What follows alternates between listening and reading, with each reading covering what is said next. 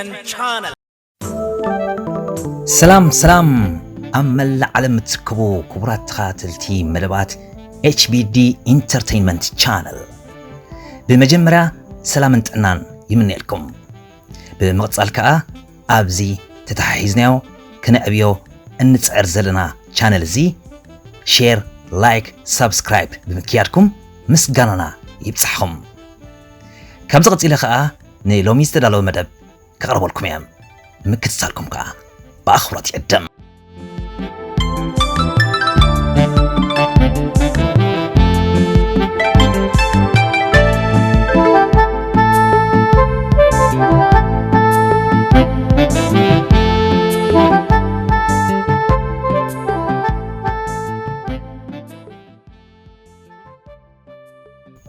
هذا ما أكلي عدم الزلو من السي كبدته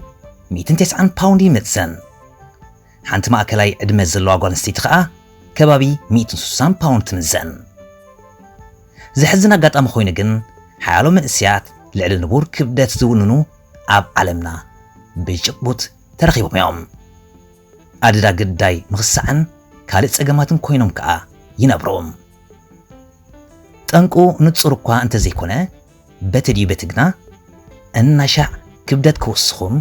زت فلاليت أجمعت كوجانفو منيخا التعذاب نلو من بار نجلي كابزوم كساعات سبات ناي علمنا كن ملكتنا أقدمكم جن كبرات تخاتلتي أمود أتزا فيديو ويون أم جمرك خوني خليو لايك شير سبسكرايب كتقبرو كومنت كتبونا نمحتنكم سناي مكتتال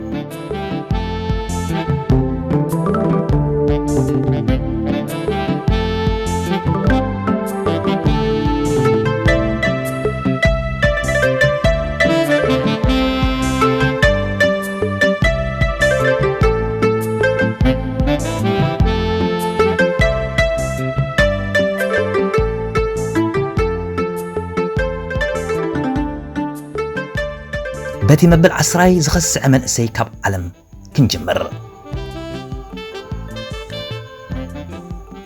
من سي أريا بارمانا يزبحل إذا ود 11 عامت من سي كبدته بتقولوا كندش دشته يعرفتو من سياتيو زخون زيغنتو إندونيسيا زخونه أريا بارمانا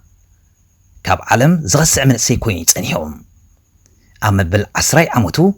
423 باوند يمزن يروم نزن معباي قليل كم زي نبره متشم رديوم اتزقرم جن كم تراي عرختو يتصاوت يحمبس تمرتون يوفر يقول دا أمبر مبلعن مدقاسن من كم أريا برمانام أب أفدق جزء أب زركب محمبسي محمباسكا كأند موقعليو زتكام اللهم بلك أجن زمن سيزي انتاي زمكاب زبح التقلعل بارياويوم أريا بارمان مبار سجاز عبلولو شدش عينت مكبتات دورهو كمون تصمع بزين حسيايو صف زبلام لكيو زخلو أب حدا معالتيو تصت زبلام صبغا قد أمخوين جن ازي ناي عالم زغس أمن اسي لمدتاتون بارياتون كأيرون رخبام بلك نمزراب لعل فرقي كاب متن كبدتو نكين رخبام بخمي بتعي ودعا قرم أحملتي بمزوترن عسى بملعن كمون نايكس أمد أحدون تخيل اليوم أبز حج ساعات كا 289 باوند كبدتو يمزن اللهم أزيو زدن عواتيوم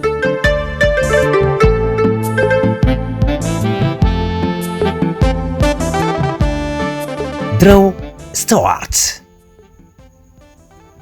نويح عمتات كبدتي متأنا ينورون حجي 700 باوند يقما قمالخو دورو ميامي كمون شاتا شاكاتا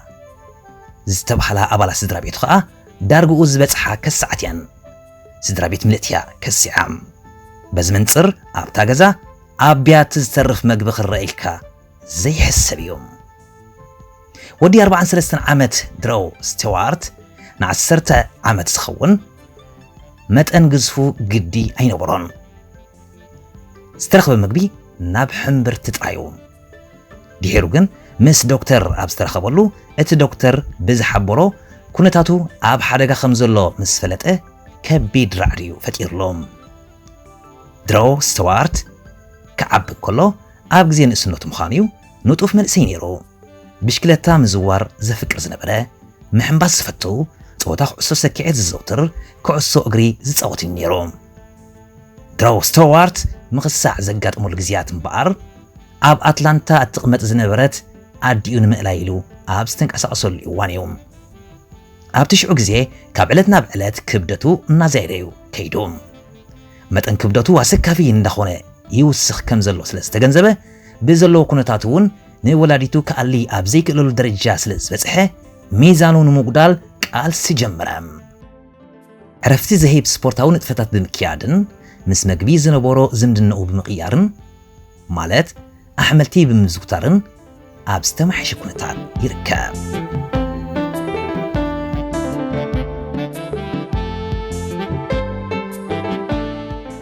ቺቶካላይት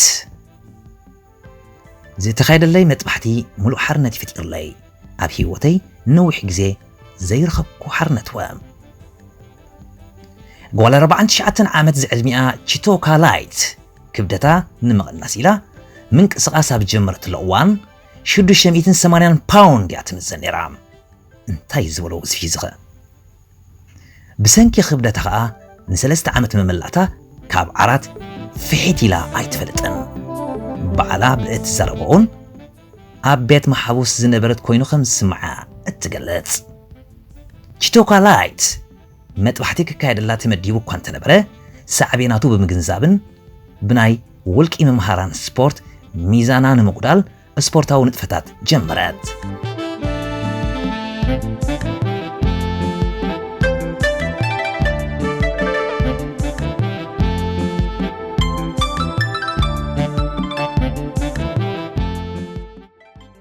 ኣብ ስእሊ እንዕዘቦ ከም ዘለና ንኹሎም ይዕርኽታን ኣባላት ስድራ ቤታን ፈለጥታን ዕድመ ጌራትሎም ኣላ ድሕሪ ነዊሕ ዓመታት ካብ ዓራት ተንሲኣ ናብ ኣፍ ደገ ክትንቀሳቐስ ከም ዝበቕዐት ምስክርነቶም ምእንቲ ንኽህቡላ ብምባል እያ ዓዲማቶም ዘላ ናይ ብሓቂ ድንጋፀ ዝፈጥር ኩነታት እዮም ኣብዚ ግዜ እዚ ቺቶካላይት ማኪና ክድይብ በቕዓላ ኣንፈታ ከዓ ናብቲ መጥባሕቲ ንኽካይደላን ፀገም ከም ዘይፈጥረላን ዘረጋገፀላ ዶክተር እያ እተምርሕ ዘላ ኦክታቪያ ጋንጎስ እዛ ጓል ኣንስተይቲ እዚኣ እውን ልክዕ ከም ቺቶካ ብሰንኪ መጠን ክብደታ ንነዊሕ ዓመታት እያ ኣብ ዓራት ሰጢማ 692 ፓውንድ ዝክብደታ ኦክታቪያ ንነዊሕ ዓመታት መኪና እውን ተሰቂላ ኣይትፈልጥን እያ ኣብዚ ሕጂ ሰዓት ናብ ዶክተር ንምኻድ እያ እትቀራርብ ዘላ እንተኾነ ግን ብኸመይ ኣገባብ ክትምረሽ እቲ እንኮ መፍትሒ ብሓገዝ ኣባላት እቲ ሕክምና ምስ ፍርናሻ ብምልዓል ኣብ ማኪና ሰቂሎም ምውሳድ ጥራይ ኮይኑ ዘሎም ኣብቲ ሆስፒታል ምስ በፅሐት ሻቡ መጥባሕቲ ተኻይዱላ 236 ፓውንድ ካብ ክብደታ ከዓ ብዓወት ሓጋሓጉላ ጁዋን ፔድሮ ፍራንኮ ኣብ መበል 17 ዓመት ዕድሚኡ ከቢድ ቃንዛዩ ይሕሊፎም መጠን ክብደት ፍራንኮ ክሳብቲ ኣብ ጥቅምቲ 2016 ጥርዚ ዝበፅሓሉ ካብ ዓመት ናብ ዓመት እዩ እናወስኽ ዝኸደም ኣብቲ ግዜቲ እዚ ወዲ 32 ዓመት ዝዕድሚኡ ፍራንኮ ክብደቱ 1312 ፓውንድ ይምዘን ነይሩ እንታይ ዝበሎ ሓጢያት እዮም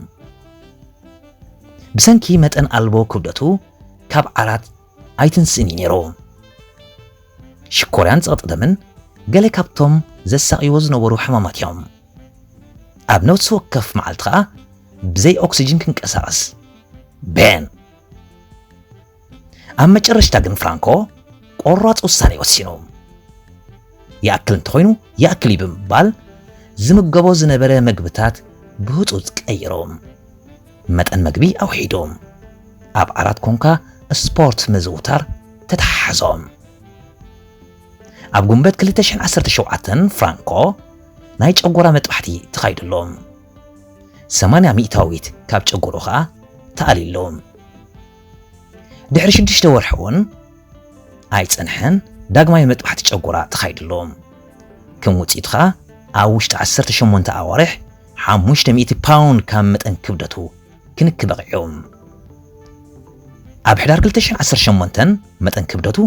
671 ፓውንድ ከም ዝበጽሐ ተሓቢሮም ኣዝዩ ዘደንቕ እዮም ዕድመ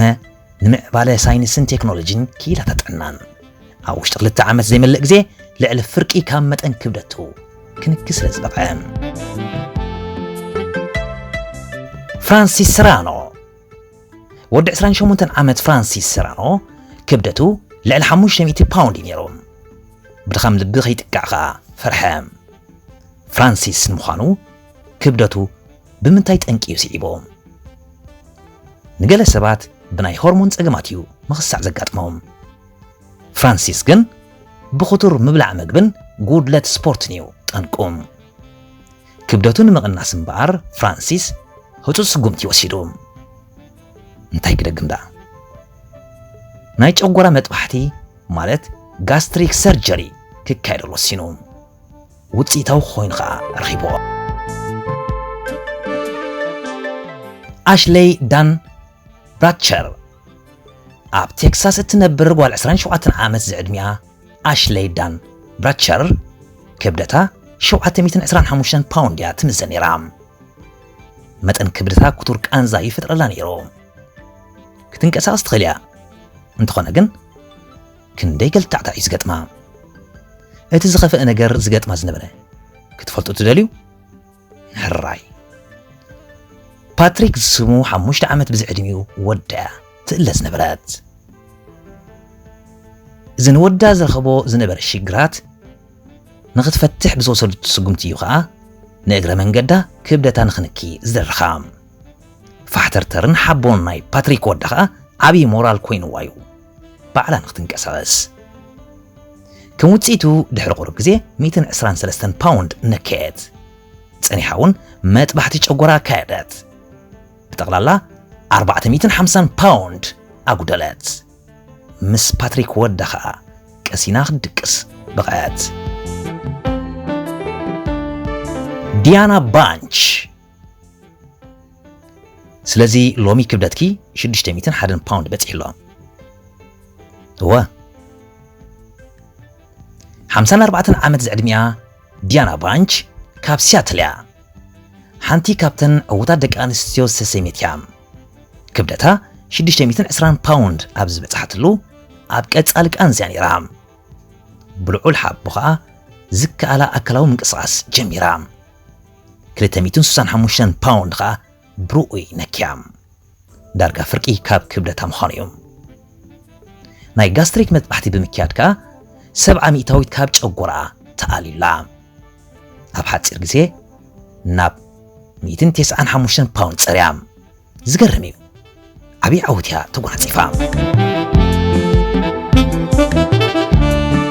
ኪክስተን ፐረዝ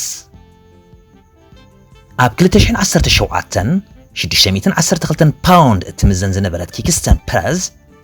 ኣብ ዋሽንግተን እያ እትቕመጥ እዛ ጓል 38 ዓመት ዝዕድሚያ ኪክስተን ፐረዝ ክብደታ ንምቕናስ ሓያል ቃስያ ተካይድ እንተኾነ ግን መኪና ንኽድይብ እኳ ዓቕሚ ይረኸበትን በዚ ኸዓ ሞራላ ተሃስዩ ድሕሪ ክንደይ ገልታዕታዕ ግን ብዘይ ዕረፍቲ ኣብ ገዛ ብምንቅስቓስን መግቢ ብምጉዳልን 170 ፓውንድ ካብ ክብደታ ክትንክ በቂዓ ናይ መወዳእታ ቻርቲ ፒርስ 38 ዓመት ዝዕድሚኣ ቻርቲ ፒርስ ሓንቲ ካብተን ብክብደተን ኣብ ቅድሚት ዝስራዓ ደቂ ኣንስትዮ እያ ነይራ 778 ፓውንድ ክብደት ብምውናና ጥራይ ኣብ ግዜ ንእስነታ ልዕሊ 500 ፓውንድ ትምዘን ነይራ ነዚ ዝተዓዘቡ ክኢላታት ጥዕናኻ መግቢ ክትንክን ስፖርት ከተዘውትርን ኣጠንቂቖማ ነይሮም ሞራላ እውን ተሃስዩ ነይሩ ይኹን እምበር ክኢላታት ጥዕና ብዝገበሩላ ተደጋጋሚ ድፊት በብእዋኑ ሚዛን ኣካላታ ቀነሰት ኣብዚ ሕጂ ግዜ ቻርቲ ፒርስ ክብደታ 270 ፓውንድ ኮይኑሎም ክብራት ተኸታተልትና ካብዞም ክትከታተልዎም ጽንሕኹም 10 ከሳዓት ሰባት ብዝወሰዶ ስጉምቲ ዝመሰጠኩም ሰብ እንተሎ ምርጫኹም ኣብ ሳንዱቕ ሪቶ ጽሓፉልና ብምክትታልኩም ኣዝየ መስገን ኣብ ዝቕጽል ካልእ ትሕዝቶ ብሰላም ይራኸበና ኣሜን